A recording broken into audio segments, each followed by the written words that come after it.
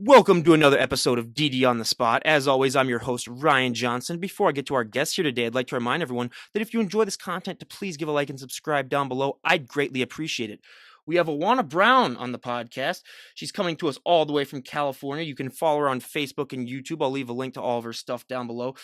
She's 46 years old, believe it or not. I mean, everyone just take one look at her. I mean, it's like 46. You gotta be absolutely kidding me. Yeah. And she's also a breast cancer survivor, and she's into all things health and fitness. So we're having her on here to share her journey. But before we get started, what is the weather like there in California today? It is beautiful and hot today. It's 85 degrees and just amazing. We're Oh, blessed. yeah.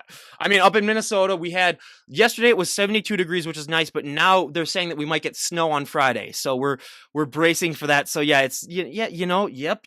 We always have that one last hurrah of winter, and hopefully that will be it. But yeah, even last year we got snow in May. So yeah, it's not that great of an existence. I mean, I had a brother that moved to California for a year, but then he moved back because it was too expensive for him. But yeah, he was just saying it's just so weird getting used to having it being sunny and perfect out basically 95% of the days.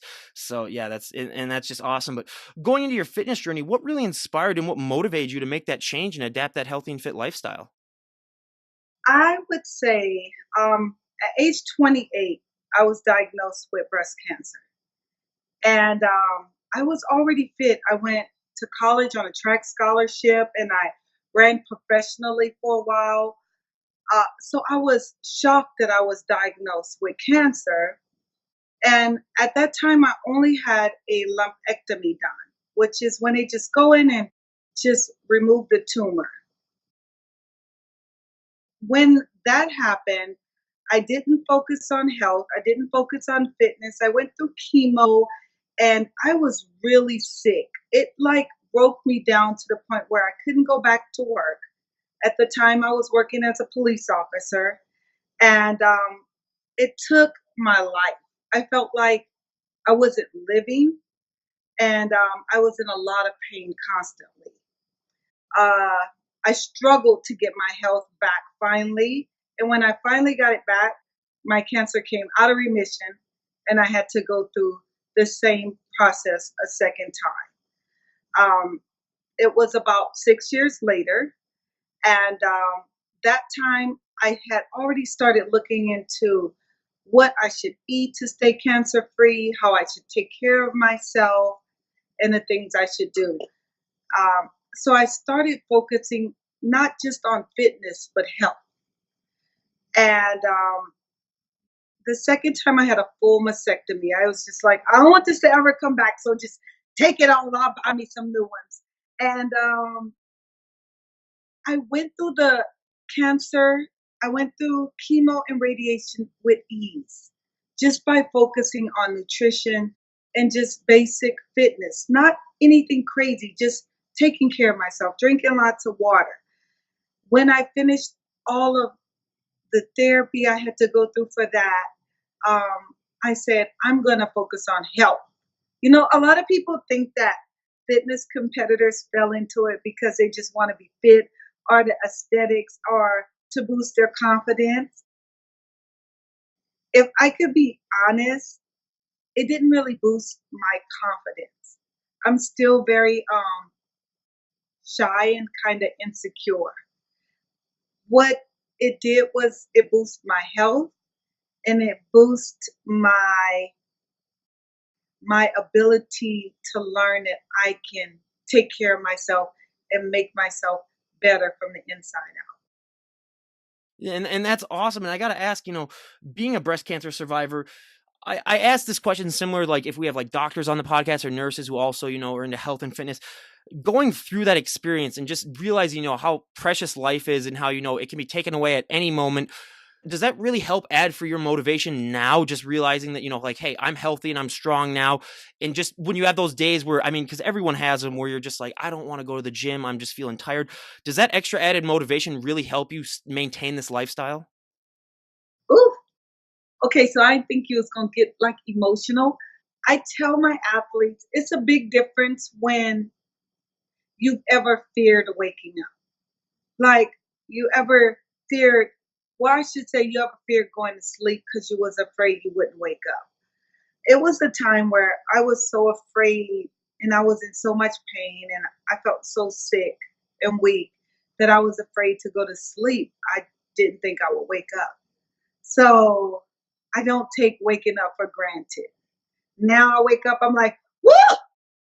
I'm waking up and I feel good. Like this is amazing. This is a blessing. So I think it gives me that part of a journey, that just the ability to wake up and not be sick, wake up and not throw up, or wake up and not feel like death. It definitely helped me with that. And when you, because like you said, you went through multiple rounds where I mean, you got back into shape, and then the cancer came back. How do you go from, being in really great shape to then not being and then coming back? Was it just a lot of mind games where you just had to say, like, this is a time process. It's going to take a while for me to get back into the shape that I was in. Was it just a lot of just trial and error with finding things that worked really good for you in order to make it seem that you aren't just, taking one step forward and then 10 steps back? I think life always does it. If it wasn't cancer, it was a bad relationship. And if it wasn't a bad relationship, it was when I became a mom. And I think life is going to shove you, like, because you don't want to go backwards, but life will shove you backwards. What it taught me is no matter how far backwards life shoves you, you can go forward if you set your mind to do so. Mhm. So it definitely taught me that I can stop or I can even be shoved backwards at any time in life. And it's up to me to get up. Absolutely. I mean, I couldn't agree more with that. And one of the questions that I love to ask, because I always say, I mean, you're in a gym right now, but if you were to walk into a gym with 100 people in it, there's 100 different ways as to how those people got into shape, whether it comes down to their diet, their nutrition. I mean, how many reps they do. I mean, there's so many little things that add up to the overall package that people end up seeing. Was that a struggle for you when you were getting started figuring out what works best for your body? Because I always say, if you were to go up to someone and say, hey, what did you train for that body part? It looks amazing. What works best for them 99% of the time is not going to work as good for you. It was a struggle for me because when I had my mastectomy, they removed so much from my chest that um, certain exercises I couldn't do and I still can't do. And what I found is even when you go on my page, a lot of people say, you have the most amazing back. Your back gets shredded. And I tell them, well, it's a blessing and a curse is because I don't really have very much use in my chest. So my back takes the impact of everything. I think breast cancer survivors, when we do push ups, our back gets sore, you know?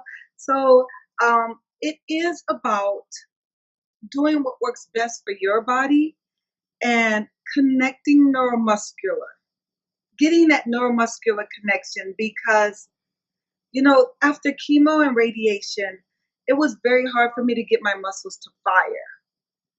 And so I had to say, like, squeeze, bicep, squeeze, like, I would have to really concentrate on it. And that ended up being my biggest blessing because now I know how to make my muscles fire and I could teach those drills to my athletes.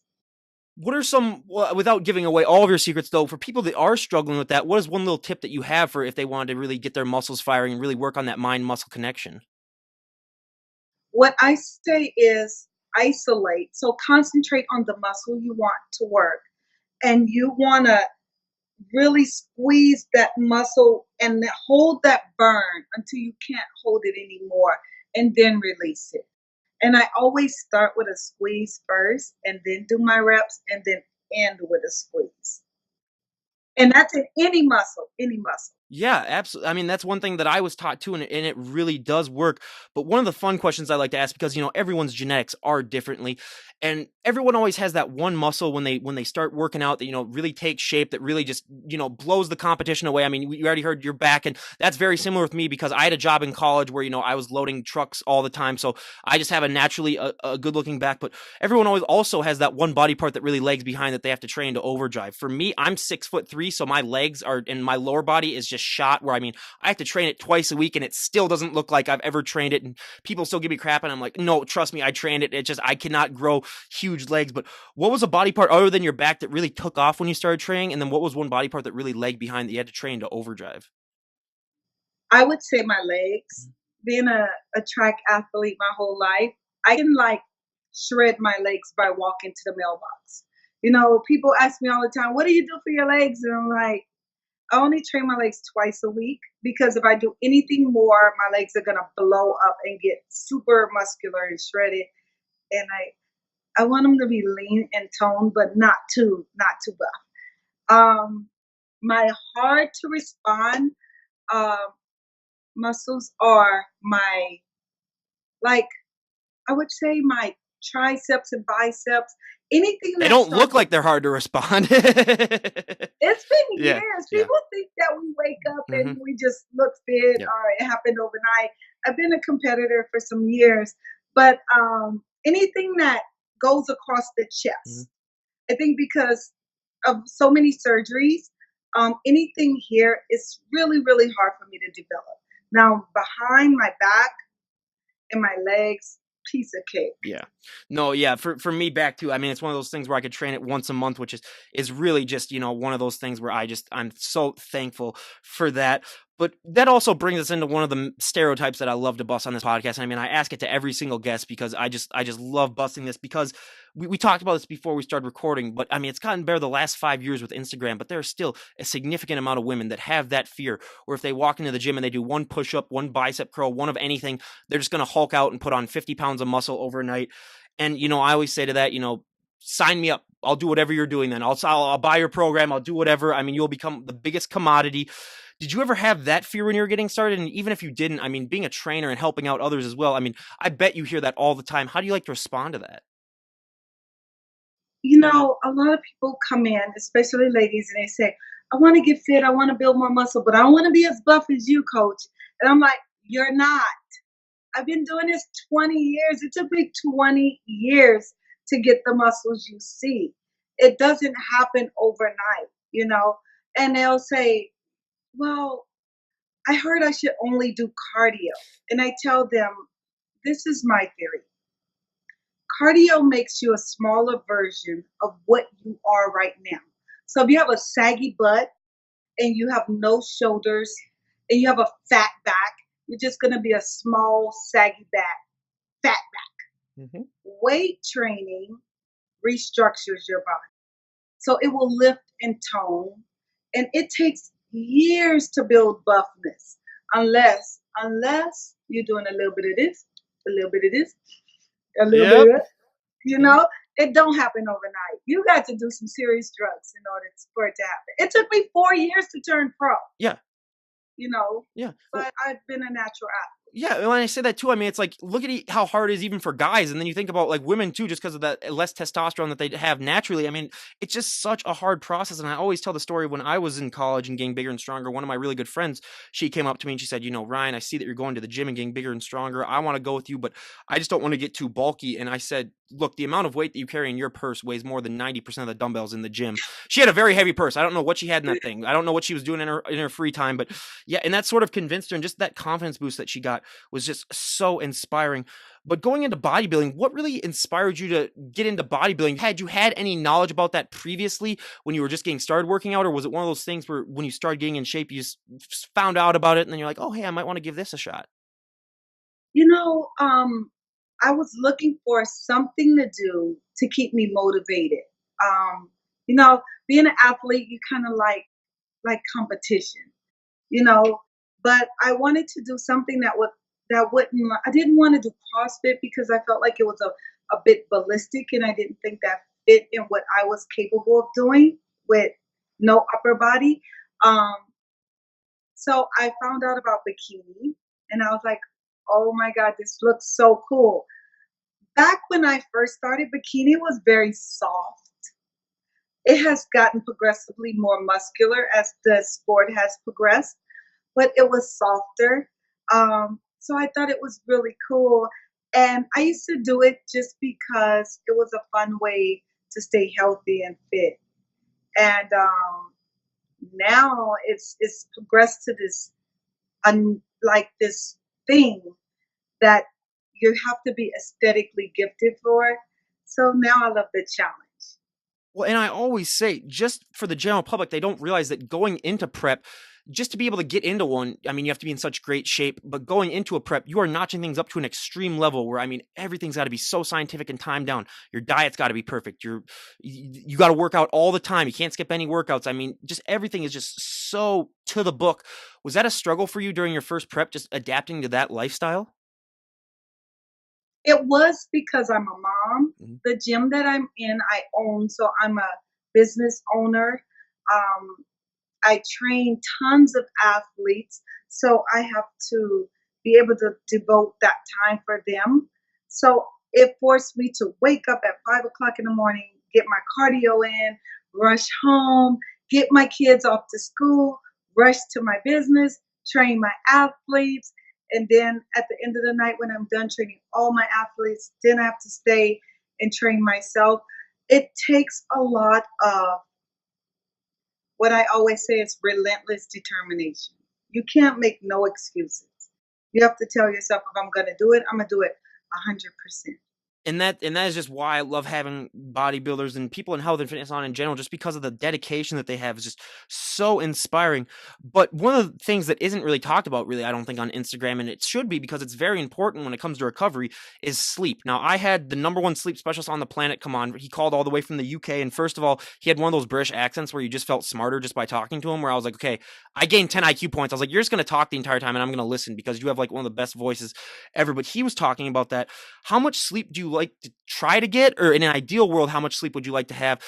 And what are some ways that you sort of combat the fact that, I mean, when you're tiring yourself out on prep, going to sleep can be hard just because you're so dead and tired that it can become such a huge difficulty. I mean, I know it was for me, but do you have any tips on getting the right amount of sleep and how you accomplish that? Well, what I found that works best for me is when it's time to go to bed, I leave my phone in another room. So I'm not interrupted by anyone. I'm one of those people that still have a home phone. So if it's an emergency, they'll call the home phone. But my cell phone, I leave it in another room. I don't keep it in my bed or anywhere where I could be disturbed. I make sure that I don't have anything on my mind. Like I try to clear myself, cleanse myself. I wear a electromagnetic frequency necklace to bed to keep all radiation away from my body. I don't sleep with any like radioactive anything. I don't use the microwave. All these things hinders your sleep. I take a really cold shower right before I go to bed, and it helps the muscles relax. And I sleep in the dark. I'm talking about pitch black. Even my kids, they try it, and I will turn off the circuit breaker. I dare you to turn on a light. No lights allowed. No TV. I will unplug the TV. I I feel like rest is so important for recovery. When I get up, I always tell myself, I'm about to max these hours out. I want to get as much done in and accomplished in the hours I'm awake. So when I sleep, I want to max my sleep out. Yeah, and it's just so important because I always say one of the best feelings in the world is after you have such a hard and heavy day at the gym and then you go to sleep and you get that proper amount of sleep where you just wake up. I mean, that's one of the best feelings. And yet, sleep, I mean, that is just so important. And I don't think it's talked about enough. But the most surprising thing to me when I started doing this podcast and having bodybuilders on that I would have never guessed in my life is the hardest thing for them. But for a lot of these competitors, posing is the hardest thing for them. I mean, I like to say now that I'm more informed about it that it's kind of like being a perfect driver. You can be a good driver, you can never be a perfect driver. You can be a good poser, you can never be a perfect poser because it's always ever evolving. What has your experience with posing been like? Okay, so let me tell you this. Okay, posing is different. Working out is an everyday movement. You're lifting things, so that becomes easy. When it comes to posing, nobody stands like that in real life. So it's a it's an uncomfortableness, and for girls, it feels so fake and. You almost embarrassed the first time I got on stage and I had to do that bikini back pose. Hmm. I was like, oh, Yeah. my dad's in the audience. I don't want to bend over in front of my dad. So it is really intense. Um, but you're always evolving. So your posing is always changing based on your body. And the smallest things can make you nervous, you know? And it's so weird because you're never posed to a song you love. It's like they could be playing your jam, and when it's time for you to walk out on the stage, the music just will switch in a heartbeat. You're like, oh, I don't want to pose to that. Posing is crazy. It's always changing and it's really hard. And you can have the perfect body, but if you mess up on your posing, like I've did 1,000 times, it throws your whole body away. It will ruin your whole body. Well, and I also gotta say too, most people don't realize that these athletes, when they're going through posing sessions, it's more of a workout for them usually than their average workout, just because Yeah. just all of the tension and all of the flexing and all of the sweat. I mean, it's unbelievable what that really entails. But what is your favorite pose to do, and what is your least favorite pose to do? Oh, okay. So my least favorite is the back pose. Because I have two kids, I have two boys, and my sons are like, "Mom, I'm not coming to your competition because when you bend over, I don't like it." I'm like, "Okay, I get it." So, and my dad is my coach, so it's so weird getting in that pose when your dad is your coach and he's watching it. So my favorite pose is our front pose, and I think it's because it really shows your symmetry, your body, your Okay, dimensions. 46 years old and she has abs like that. It's like, come on, people, that's just absolutely ridiculous. Yeah, I really have good abs, but I train my abs all the time. Some people say, I never train abs. I don't know how they do it, but since it's the core of my body, I want my core to be just as strong. So I train abs. But yeah, that posing, yeah, that's I mean, it's just so different for everyone. But the only positive thing I can say about that back pose is that you don't have to be smiling. Then you can kind of let your guard down just a little bit and just be like, oh, I can get a breath and I can get a breather because I mean that's just and but that whole posing, just what that's like going through that. I mean, I can't imagine what that's like. But what is your experience been like with those heels that they make you wear? Because I mean, if we're talking about unfair things, the guys don't have to wear heels, but they make the girls waddle out in those heels and do those posing. I mean, it just looks like it makes it so much more tough. But what is that like for you with the heels? Was that something that you really had to work on? Not really. First of all, the heels are clear plastic, and they've been known as the stripper heels for years before fitness came along.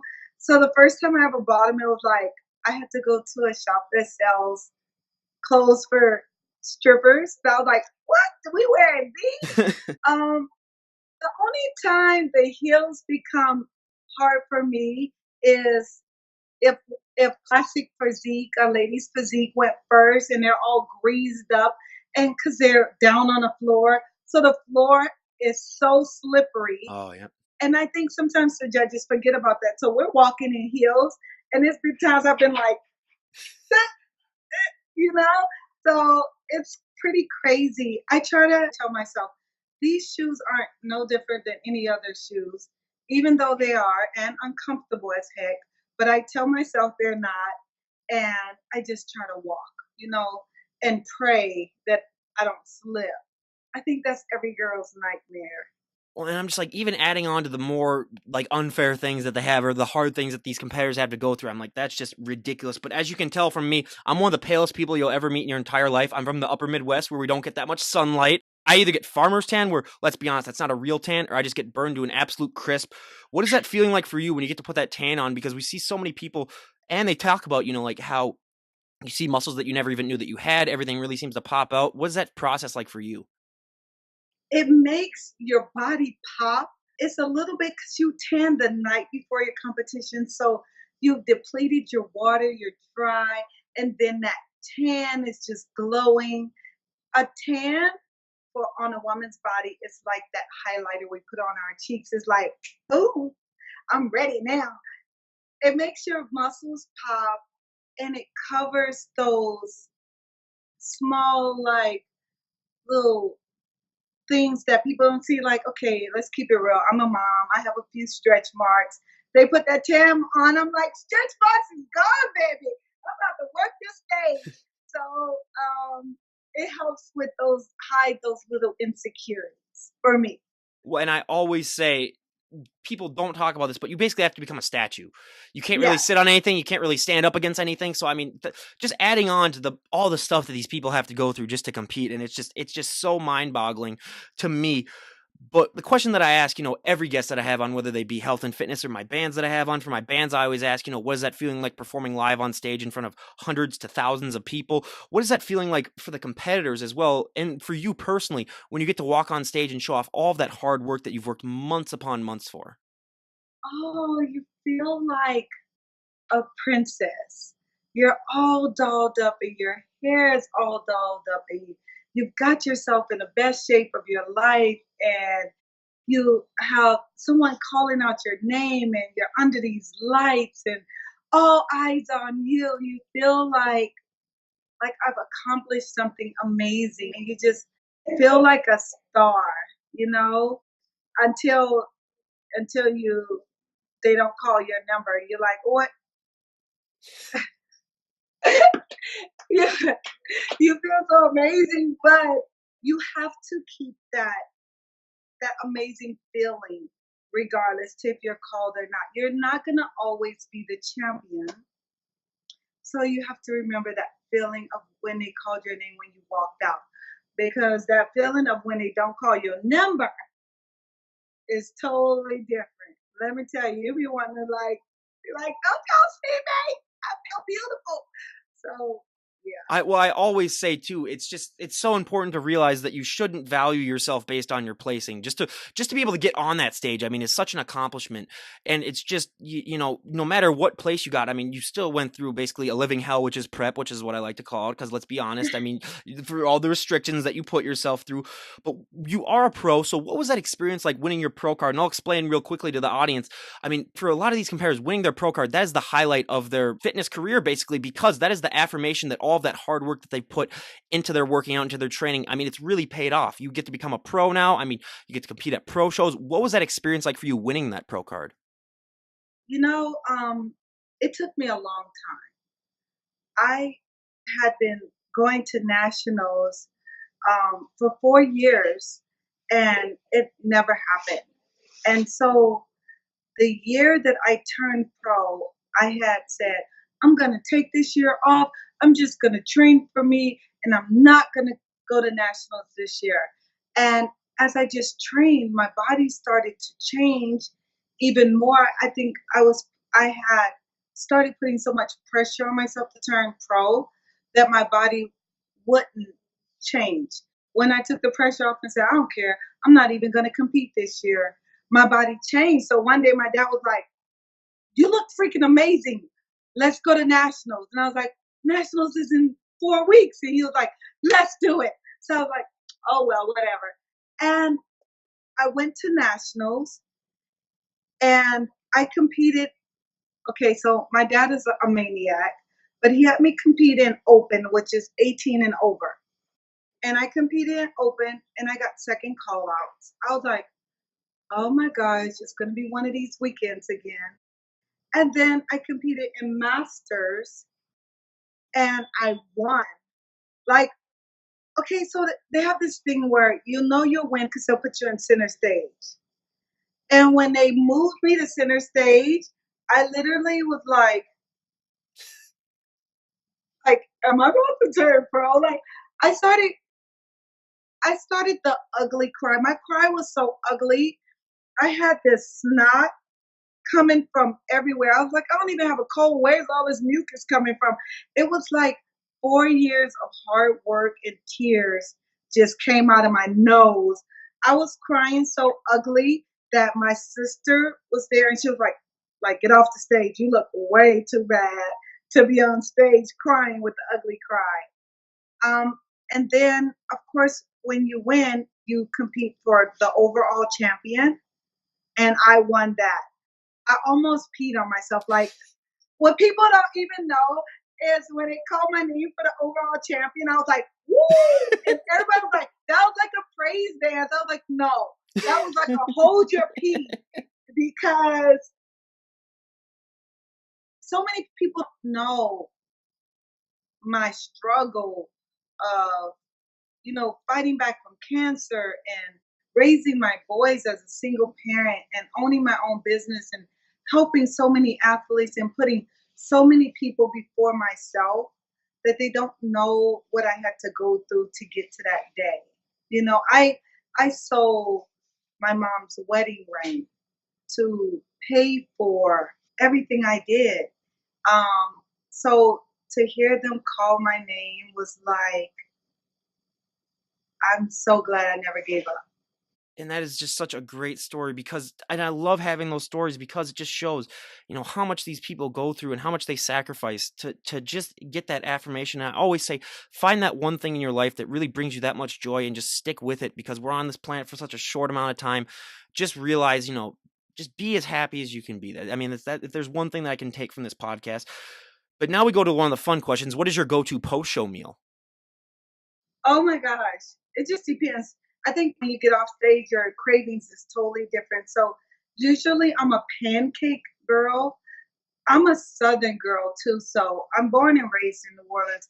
And people always trip out, but I always crave grits. I don't know why, but I love some grits.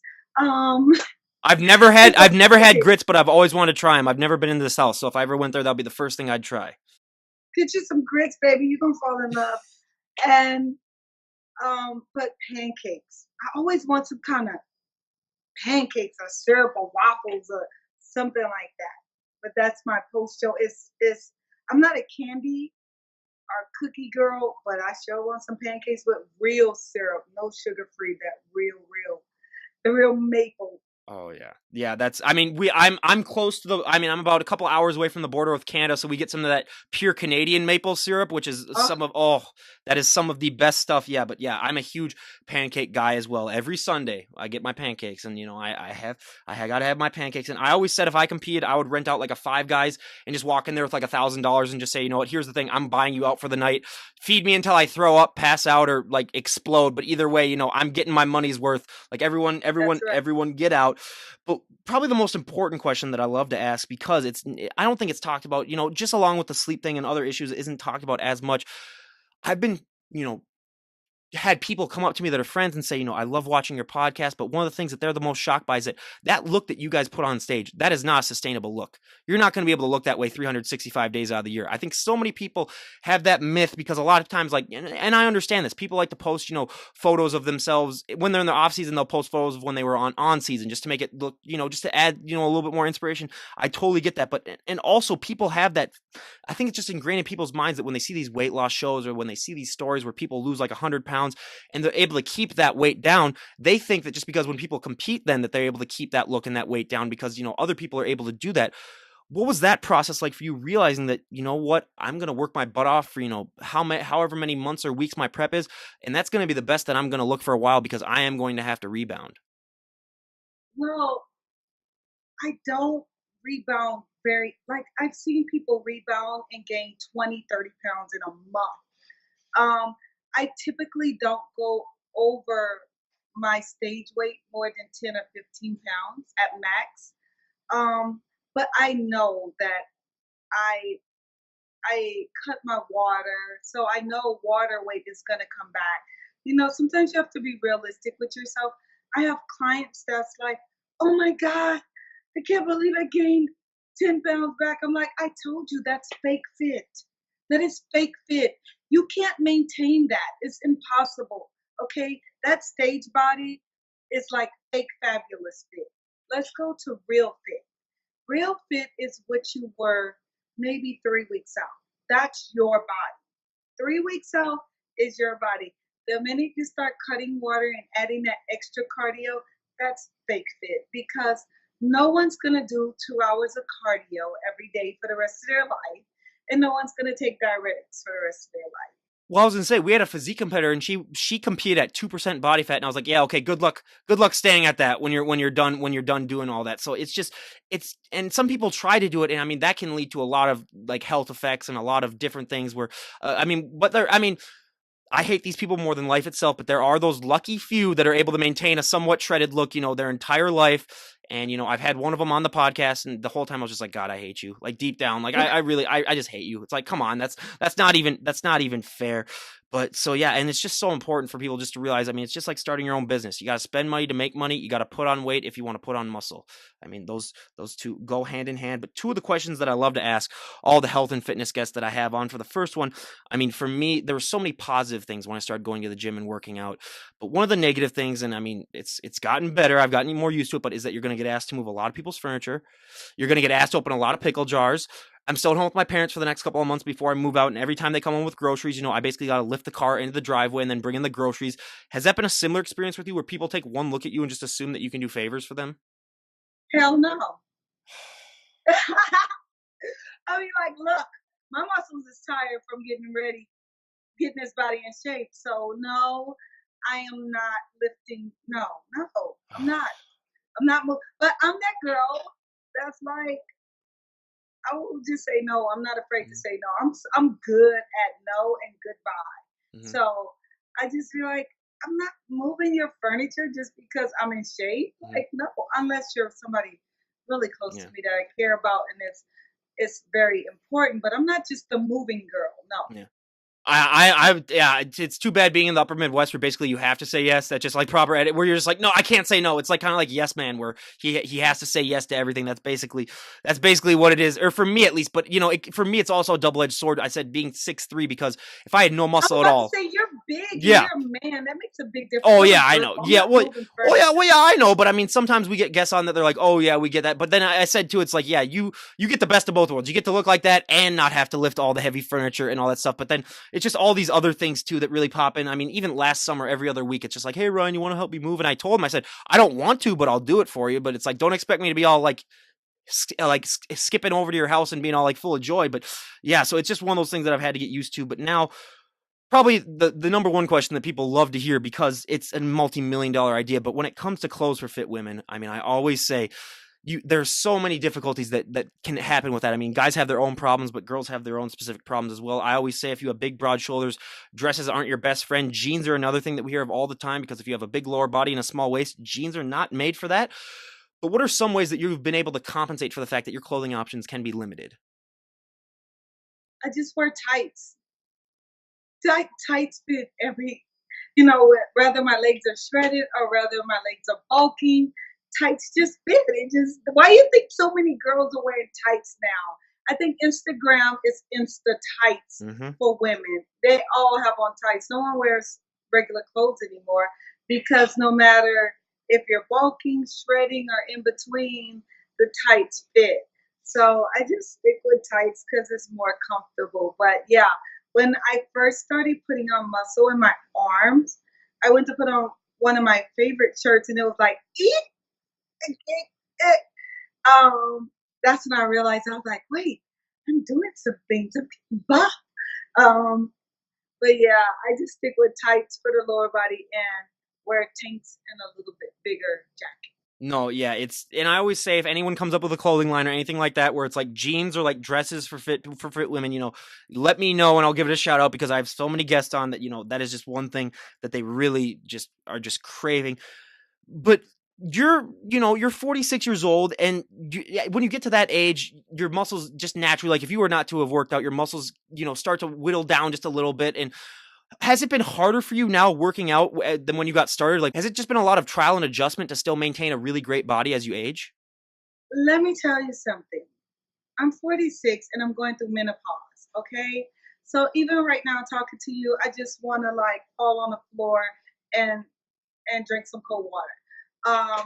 It gets harder the older you get. I don't know about other women, but for me, I'm going through menopause and like normally I get prep in like 8 weeks and get on stage because I keep my body relatively conditioned.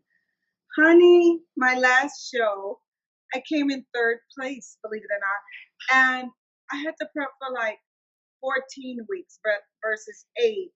Going through menopause, and menopause sucks because you could be doing cardio and you already sweating, but when the heat comes from the rooter to the tutor, it's a different type of sweat. So I could be doing cardio and that menopause heat hit, I just get off the machine like sit on the floor, let my body cool off, and then keep going. So it's so much harder the older you get. Most people don't even Yep, I just remember, I mean, my mom went through that and she's done now, but I remember coming home from days from school when I was back in high school and the house would feel like it's like negative 20 degrees because she was having hot flashes or something like that. And I was like, oh, good God. It's like I could almost see my breath in the house. And I was like, can we just like turn the heat on just a little bit?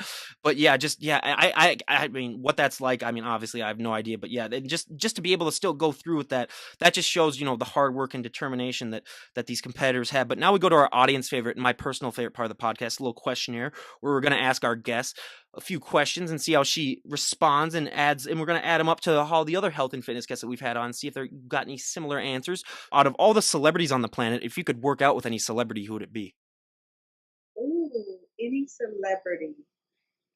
It will be Kevin Hart. Yep.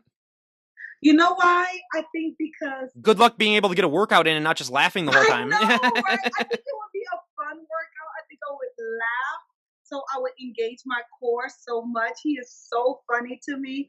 And sometimes when I'm training by myself, I'm so serious. So to have someone to lighten it up would probably be like the coolest thing. I would have to say Kevin Hart.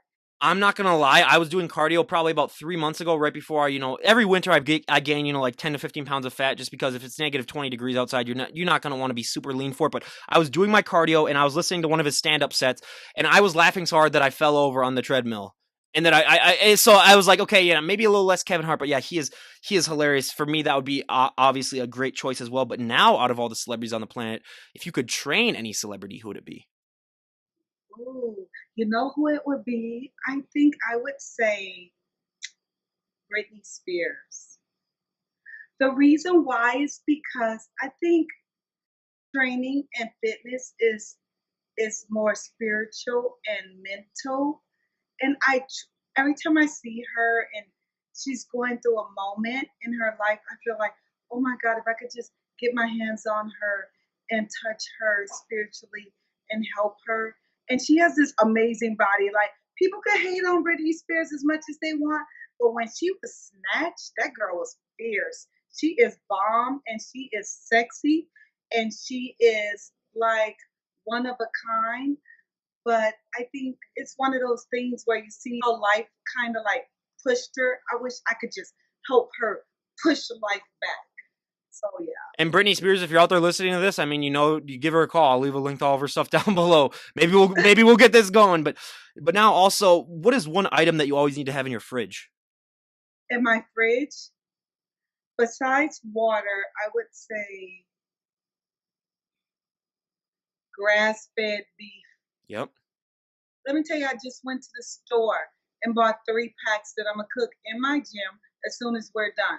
But I eat grass fed beef. I eat probably a pound a day.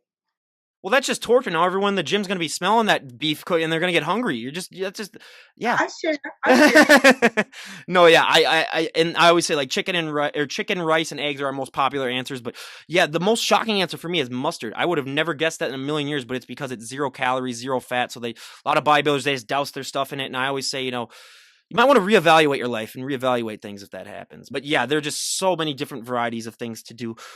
But now for another question in the questionnaire, if someone were to walk up to you and say, you know what, we decided that you can change one thing about the sport of bodybuilding or health and fitness in general, you could do both, and everyone will go along with it, what would be one thing that you would like to see changed? Oh my gosh, that's a really good question. The one thing I would like to see changed is, ooh, I don't think judges should be connected to sponsoring competitions. Um, I hate that when we compete, they always say the sport is subjective. I wish that there were clear rules so that athletes knew exactly how to get on stage and to do everything by the book.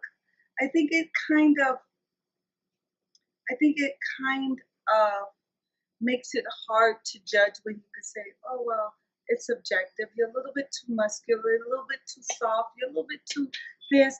I think they should have a clear standard. If I was to be in the sport and I could make changes, it would be a clear standard for each category. And no matter who shows up, the standard remains the same. That's been our most popular answer because they always are changing it where we want it more muscular, we want it more lean. It's like these people already go through enough already. They don't need to be changing their stuff last minute by you saying, okay, we need to get more lean or more muscular. So, yeah, I mean, I couldn't agree with you more on that. But now, out of all of your followers that you have on Instagram, what do you think would be one thing that they would be surprised to find out about you if they met you in person?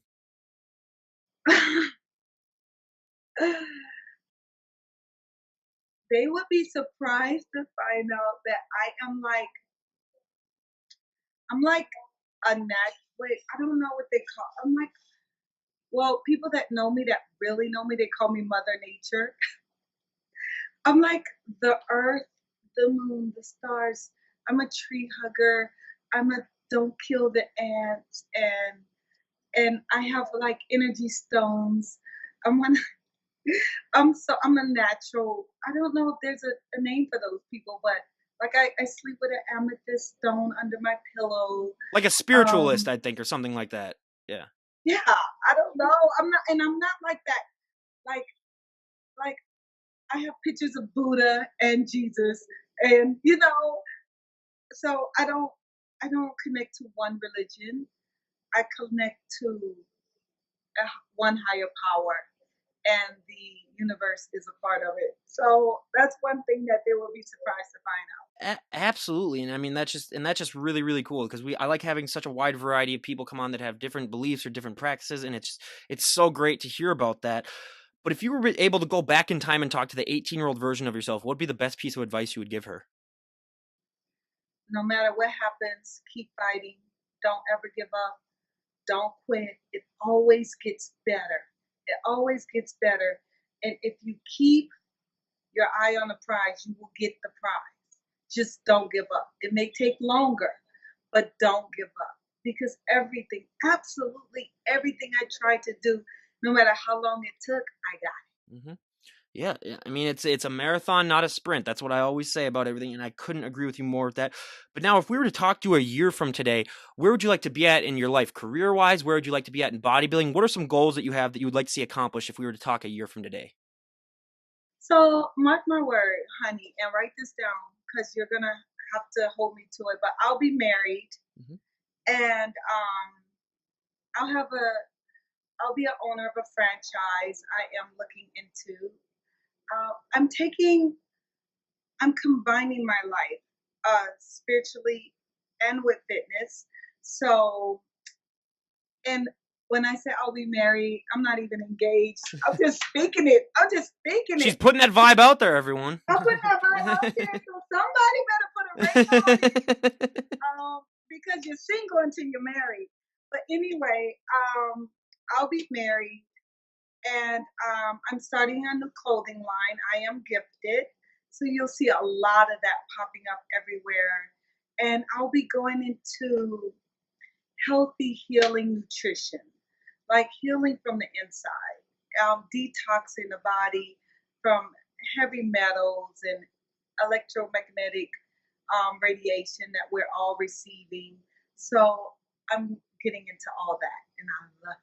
And we wish you nothing but the best in that. And I'll leave a link to all of that stuff down below. And definitely let me know when that clothing line gets produced. And I mean, I would love to give it a shout out.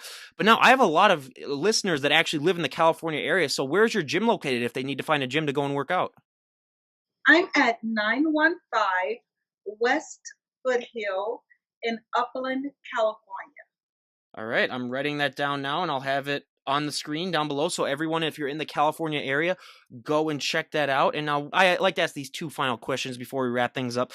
Firstly, I mean, if someone were to walk up to you on the street and say, "Oh my God, you look amazing. I want to get into shape, but I'm really, I don't know how to get started." What would be the best piece of advice you would give them in order to just take that first step and really just start their journey?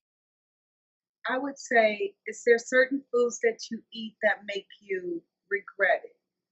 Then stop eating regret foods. Eat without regrets. And I would say, start just moving. Just start moving your body. Just go for a walk. Don't do anything too drastic, too hard, too fast. that you become sick of it, but just move your body and move for health and just speak like sexy, fit, hot, healthy into it. Like just be like, I'm about to get snatched, I'm about to get sexy, I'm about to get fit, Mhm. and just start moving. Yeah, and I couldn't agree with you more on that. And now, is there anyone that you'd like to give a shout out to? I would like to give a shout out to my dad. My mom passed away 12 years ago, and my dad stepped it up like no other father could. He's been my coach through my whole journey. He's helped me through breast cancer.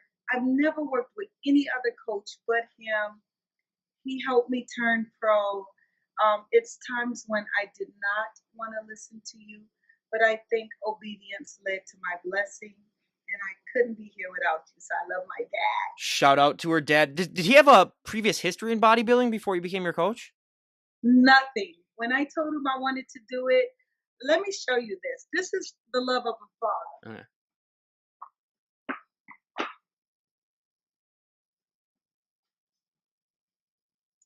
When I told my dad I wanted to bodybuild, he sent me this binder, and it's just full of exercises and research he did on bodybuilding and what I should eat and do and wow. everything. And I have 40 sent by him with foods and my dad copied, printed it, made 4 binders full of exercises, laminated it or put it in covers and sent it to me. And he bought over 40 magazines and books and put it all together for me. Jeez. So that's the love of my dad. That is so amazing. And again, you guys, go and give her a follow. I'll leave a link to all of her stuff down below. I highly, highly recommend it. And we cannot appreciate you enough for coming on the show. I mean, it was really great hearing your story, and we wish you nothing but the best. Thank Yeah, you. absolutely. So this is Ryan Johnson, DD on the spot, signing out. Have a great day, everyone.